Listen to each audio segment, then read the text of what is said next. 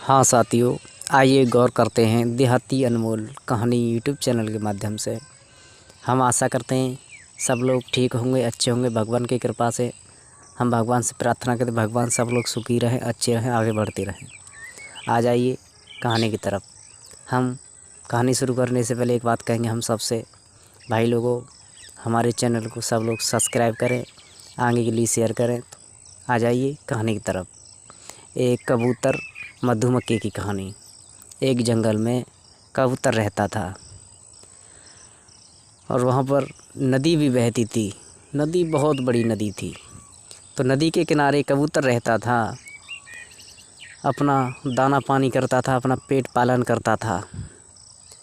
तो वहाँ पर अपना समय काटता था।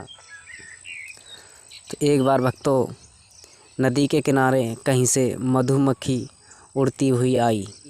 तो नदी को क्रॉस करने लगी, नदी को पार कर रही थी। नदी को पार करते करते मधुमक्खी थकी और कैसे भी करके नदी में गिर जाती है। उसके पंख भीगे तो वो नदी में डूबने लगी। नदी में डूबने लगी तो कबूतर जो पेड़ की डाल पर बैठा था नदी के किनारे, कबूतर देख रहा था। तो कबूतर ने सोचा, मुझे इस मधुमक्खी की जान बचानी चाहिए। तो कबूतर ने वृक्ष की डाल पर से एक पत्ता तोड़ा और नदी में मधुमक्खी वहाँ पर डूब रही थी, वहीं जाके डाल दिया। तो मधुमक्खी धीमे धीमे करके पत्ते पे चढ़ जाती है। जब पत्ते पर बैठ के अपने पंख सुखाने लगी, अपने पंख सुखाती रही, उसके पंख सूख जाते हैं तो मधुमक्खी वहाँ से उड़ जाती है। तो मधुमक्खी बाहर निकल के कबूतर से बोली, कबूतर भैया, आपने मेरी जान बचाई, आपके लिए आपका मैं एहसान बंद हूँ। भगवान तुम्हें कबूतर भैया सदैव सुखी रखे, अच्छे रखें। कबूतर भैया, आपका एहसान मैं कभी नहीं भूलूँगी। आप कहीं भी अगर आपको मेरी ज़रूरत पड़े मदद की तो मुझे कबूतर भैया अवश्य बताएं, मैं आपकी मदद करूँगी। और कबूतर को आशीर्वाद देने लगी, दुआएं देने लगी मधुमक्खी, आज मेरी जान बचाई। भक्तों, मधुमक्खी वहाँ से कह के फिर चली जाती है। तो भक्तों, कबूतर अपने वृक्ष पर, उसी पेड़ की डाली पर बैठा रहा। तो एक बार कबूतर अपने पेड़ की डाली पे मस्ती से सो रहा था। तो उसी जंगल में दो शिकारी आ जाते हैं। शिकारियों ने कबूतर को देखा तो अपने धनुष बाण पे तीर रखे उसका निशाना बांधने लगे। कबूतर मारने लगी, निशाना बांधने लगे।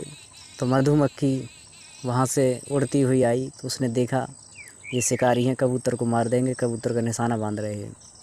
तो मधुमक्खी वहाँ से उड़ी, जो निशाना बांध रहा था शिकारी, उसके पास आई, उसकी आँख पे डंक मार दिया।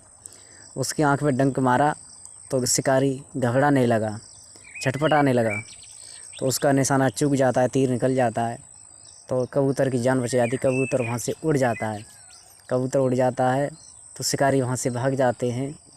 तो कबूतर मधुमक्खी से बोला, मधुमक्खी बहन, तुमने मेरी जान बचाई। मधुमक्खी, तुम्हारे लिए मैं सदैव आशीर्वाद देता हूँ। मधुमक्खी, तुम सदैव सुखी रहो, अच्छी रहो। मधुमक्खी, हमारी तुम्हारी हमेशा हमेशा के लिए मित्रता, हमेशा हमेशा के लिए दोस्ती हमारी तुम्हारी रहेगी और बना रखेंगे। मधुमक्खी, आप मेरी तुम बहन हो।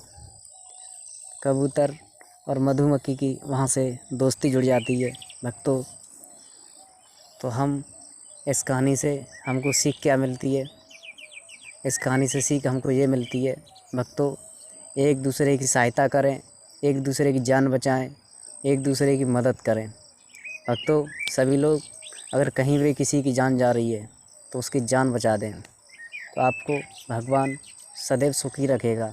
भक्तों, हमेशा एक दूसरे की मदद करें, एक दूसरे से मिल के रहें, मित्रता भाई नाते से रहें। राधे राधे, राधे कृष्णा। फिर मिलेंगे अगली कहानी में, देहाती अनमोल कहानी यूट्यूब चैनल के माध्यम से। राधे राधे।